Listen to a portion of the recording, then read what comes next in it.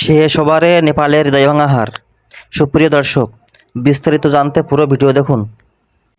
টি-20 বিশ্বকাপে আরেকটু হলেই জয়ের দেখা পেয়ে যাচ্ছিল নেপাল, কিন্তু দক্ষিণ আফ্রিকার কাছে মাত্র 1 রানে হেরে গেল দক্ষিণ এশিয়ার দলটি। বাংলাদেশ সময় আজ শনিবার 15 জুন সকাল 5টা 30 মিনিটে ভিনসেন্টের আর্নস ভ্যাল গ্রাউন্ডে টসে জিতে দক্ষিণ আফ্রিকাকে ব্যাট করতে পাঠায় নেপাল। ম্যাচ শুরুতে ব্যাট হাতে নেমে 7 উইকেটে 115 রান নিয়ে মাঠ ছাড়ে দলটি। এরপর নেপালের ব্যাটারদের পারফরম্যান্সে মাঠ জুড়ে ছড়িয়ে পড়ে উত্তেজনা।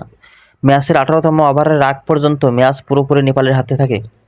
শেষ 2 ওভারে 16 রান দরকার ছিল দলটির। 19তম ওভারে মাত্র 8 রান তুলে জয়ের কাছাকাছি পৌঁছে যায় নেপাল। অবশ্য হারাতে হয়েছিল কুশল মাল্লাকে।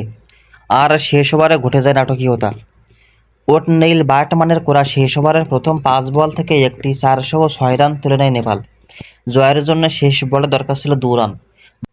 বার্টমানের করা শেষ বলটা বাউন্সার, যেটা ব্যাটে লাগাতে ব্যর্থ হন গুলশান ঝা।